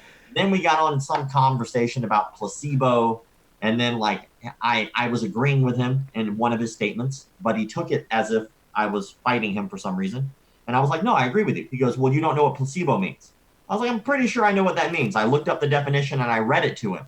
And he goes, oh, well, those people don't know what they're talking about. I was like, I got it from Merriam-Webster, dude. Like, they make definitions, homie. If they don't know what the definition is, who does? You know, like, what? I don't understand why you're fighting so combatively against everything we're talking about. We can agree on some things, right? Like, and I agree that Merriam-Webster knows what a definition is. Can you agree? Like, no. Like, all right, well, you're a moron. Yeah, he's one of these guys that creates his own definitions, and by virtue of it's my reality, it must be going away from the truth thing again. Just a bunch of liars, man. Just a bunch of freaking liars. It's really sad because like those people are so deluded that they're passionate, and like passion and bravado and conviction, all of those things are a cocktail for a cult leader. You know, I like just to give you like a little bit of a taste of the documentary, right?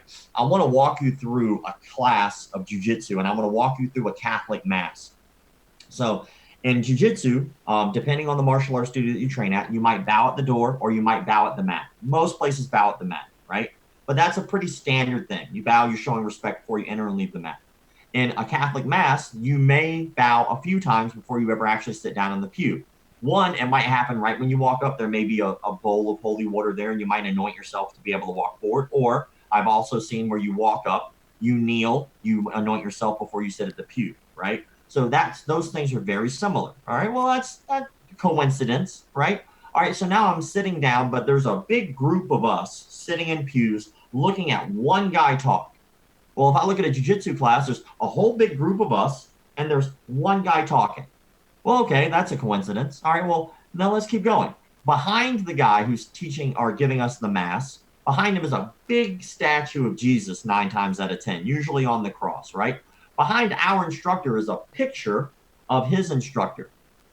That's coincidence. All right, that's a little weird. All right, then there's a point in a Catholic mass in which you stand up and you all shake each other's hands. Peace be with you. Hey, nice to meet you. Hey, nice to meet you. At the end of any jiu-jitsu class, 9 times out of 10, most that I've been to anyway, everybody shakes each other's hand. Hey, man, you have a great day. It was nice training with you, right? So if I were to take all of these things, right, and I were to put them side by side, you're going to see that it's not that difficult to turn your martial arts studio into a religion for people. Some people do it on their own. Isn't that crazy? Isn't that kind of like Well, like I said, I had a podcast called Righteous Anger Podcast, and we explored all that stuff.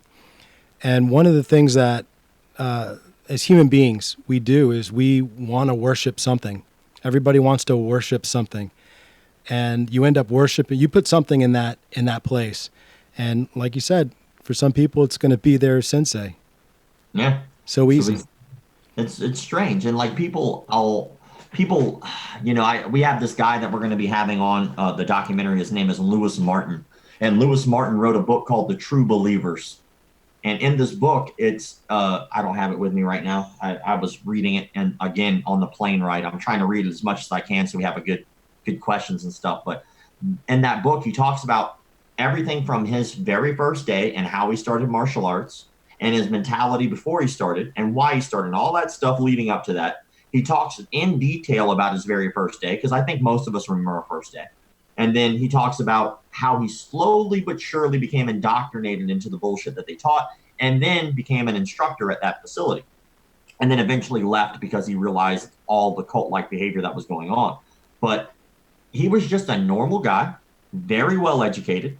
He came from a very good background, no cult like behavior in his family, but slowly but surely he was able to be manipulated into that because he was looking for something to do with his time. And he had one of those personalities that whatever he did, he dived into 100%. He never held back. So usually when you're diving into something 100%, you don't typically try to think about all the what ifs. The only thing you really think about is how. How do I get better? How do I find more time to train? How do I make this instructor like me so they give me more private lessons? How can I become a black belt faster, right? You don't think about, well, what if this happened? You don't do that because all those what ifs always halt your progress in anything. They stop you for just a moment to take a look back and analyze things and make better decisions, right? So when you look at people who look at things like how so much, right? In a positive way, not a negative way, they're coming at this from a place of love and care because they truly believe whatever that person told them on their first day is the truth. It didn't take much brainwashing. It's actually very easy to do when you have somebody who is a little bit bigger than life presence. When you walk into a martial arts studio, that person's already established that.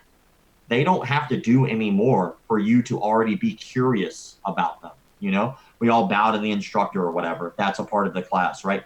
Just that, having a whole entire room of people bow to one person automatically in your mind is going to kind of put them up on some type of pedestal. Oh, he has to be in charge. He has to be the instructor. I wonder why they're all bowing. I wonder if he's any good. Already your mind's going to start notching them up. And then they have the opportunity to prove you wrong or prove you right. But at that point, you're kind of starting your own cult. You're kind of doing it to yourself. You Yep. need to start asking those questions. Well, what if he wasn't the instructor? What if he was just taking a class? What would he be like? Oh, what if we were just hanging out? Would he ask me to call him sensei? What if he was buying a car? What would what if he was sitting down on the couch just watching TV? Like the what ifs make you stop and think and look. And then when you do that, you can start putting these people down on your level. Then they can earn their way up. Don't put them up first. Make them earn that. Put them on your level. We're all standing on the same floor. We're all standing on the same ground. We're all wearing pants, right? That dude's got a dick. I got a dick. I hope he's got one. I don't know. I got one, right? He's just a dude. He's a man. He is a human being who is going to have flaws. We cannot keep looking at these instructors as if they're some type of deity. Deity. Yep. They're not. And again, like if you, again, going back to like the Catholic Mass, when we start doing that and we start putting these preachers on pedestals, what do they do in return? How many have been busted for pedophilia? Right. Is that a coincidence? No. Is it a coincidence that there are so many of these people in the Catholic Church who are in these top positions that have molested children? And yet, when I look at that and I put that up to a mirror and I look at the exact same position basically over in a martial arts studio, that there are so many of those guys who have molested people too. Like that's not, it cannot be a coincidence. There's Predators. got to be something about the hierarchy and the structure and the mentality that creates and breeds that. That sort of like is an opportunity for predators to say, oh, I can do this, and then, you know, do the evil that they do. Yeah, it's sad. It's really, really sad. And Yeah. what's even sadder to me is the martial artists who turn a blind eye to it. That's Just even worse, man. yeah, it just goes out of the window. They only care about their own. The ego kicks in. Well, our studio is better than their studio.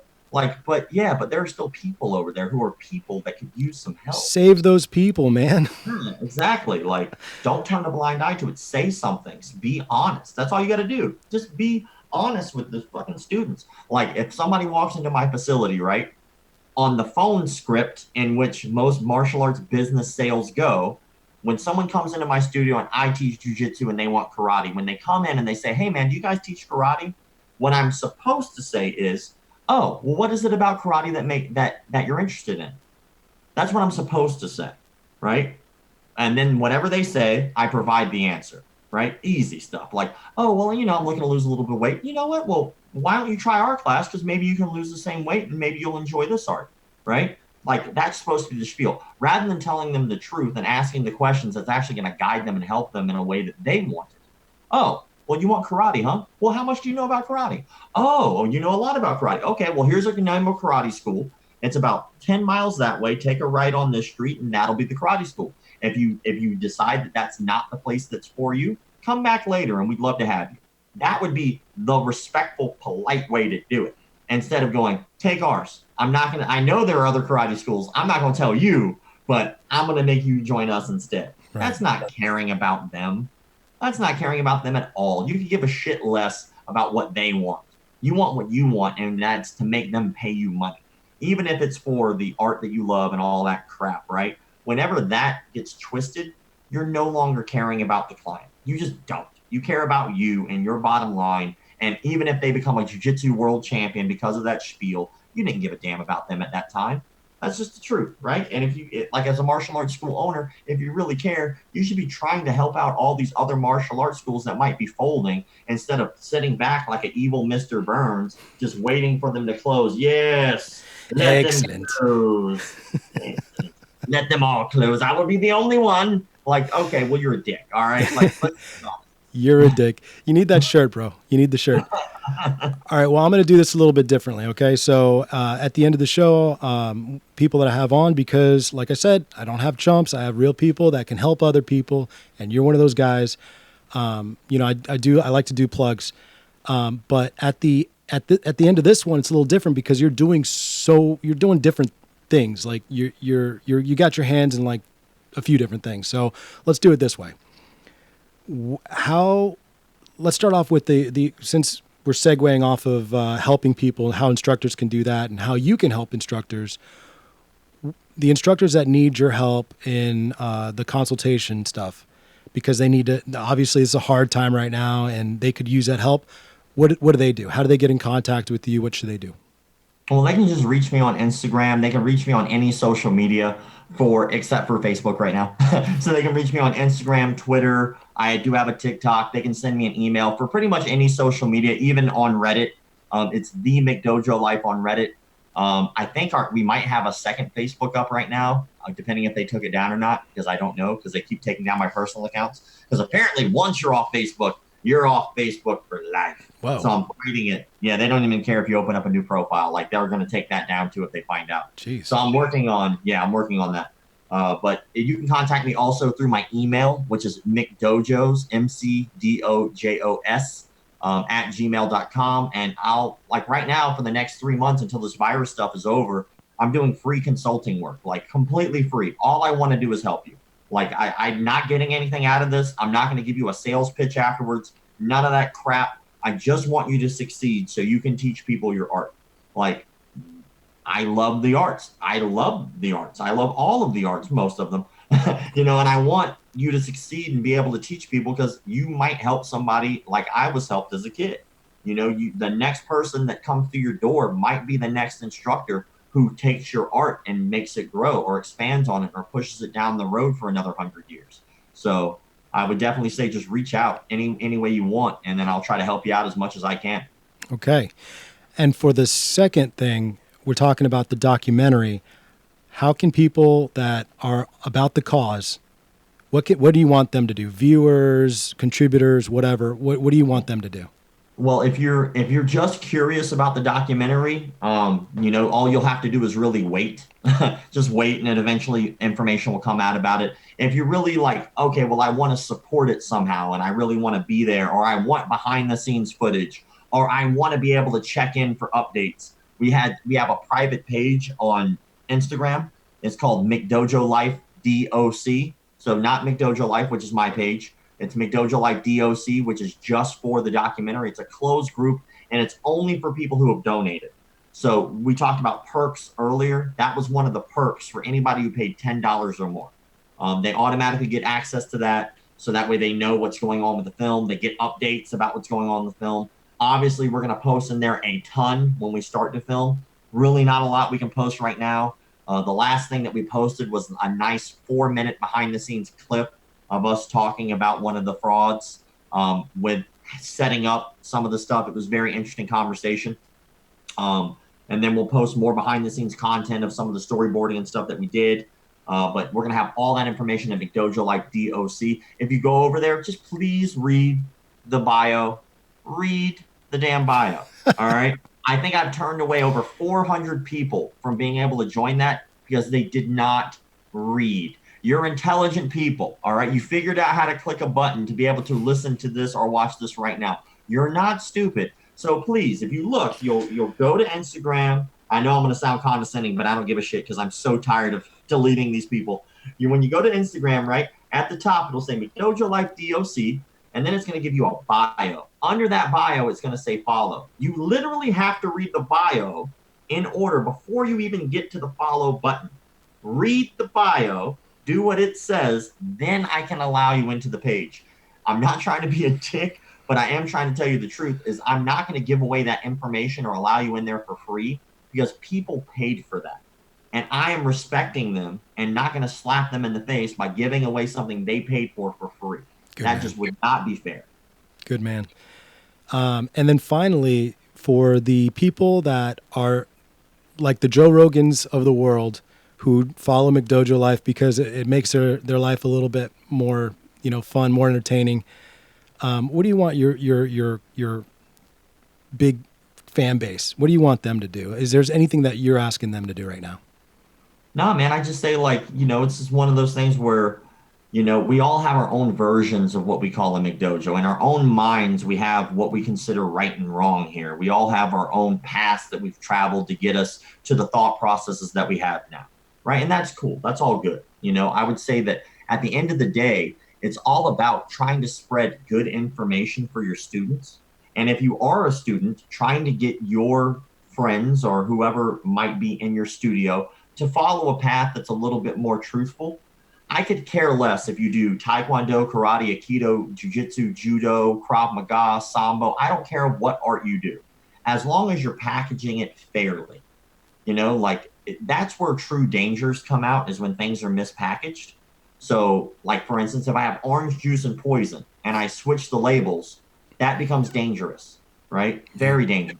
Yeah. And useless because I can't kill something with orange juice. You know what I'm saying? But it becomes dangerous. Now, when martial arts are the same way. If you're doing something that's stunt work, label it so. Label it. We're in an information super misinformation highway right now, to where when something goes out, it's automatically treated as whatever it's labeled as. People aren't going to read all the details, but they will read your headline. And so when you put something out there, such as acrobatic kicking, and you label that as self-defense, you're an asshole because that's not what that is. You're a dick. You're a dick, right? But if you put it out there and you label it correctly and say, hey, man, this is stunt work, I respect you because that's incredible that you can do that. You're not mislabeling it. You're doing something I can't even dream of being able to do. And people are entertained by that. That's great. But just label your stuff correctly, man. Like, people are watching you. Like, whether we like it or not, people are watching all of us almost all the time. Like, you don't know who's looking up to you, who's paying attention to every word you say. You don't know. So we have an obligation, I feel, as martial artists to package what we put out to the world properly. So that's the biggest thing for me. If you're going to put something out there, just label it, package it properly. Tell people what you're really doing. Don't try to label something what it's really not just to make yourself seem more important. Like me, I'm a glorified curator. That's literally what I do. I find information and I put it back out into the world and I package it a very specific way so that way people can get context and make decisions about what they do. Me personally, I don't do a ton, right? I am doing little things and I'm trying to build a brand, but that's about it. What I'm not going to sit there and do is tell you that I'm some type of gun expert, because I'm not. I'm not going to sit there and tell you I'm some kendo sword expert. I'm not. But, I'm a 22-year lifelong passionate person who loves martial arts. That's who I am. That's my packaging, right? So for you people out there, whatever you're doing, however you're doing it, just package it fairly so that way the people who don't know what they're looking at can get well educated about this and make better, more informed decisions. That's it. Easy. Just package your shit. Package it correctly. Well, I got to say, Rob, man, I was excited before this. Again, I've binged your stuff quite frequently. I got to say, I had a lot of fun talking to you. Did you have fun? I know you do a lot of Yeah, man, like I said, I love this stuff. I really appreciate you having me on, man. Any opportunity to chit chat, talk shop, like get other people's opinions, comments, ideas, I'm all for it. That's awesome, man. So that being said, I'd love to have you on again sometime in the future, man. Whenever, just hit me up. I'll be back. You're the man. Hey guys, listen, Rob from McDojoLife, this is the guy to follow. Like I said, not only entertaining, but truthful, and he's helping the community as a whole, all over the world. So whatever you guys can do, he told you 3 different ways that you can help him out, help this guy out, accomplish his goal and his mission. And Rob, once again, thanks for coming on the Fight Game podcast. Appreciate you, man. Thank you.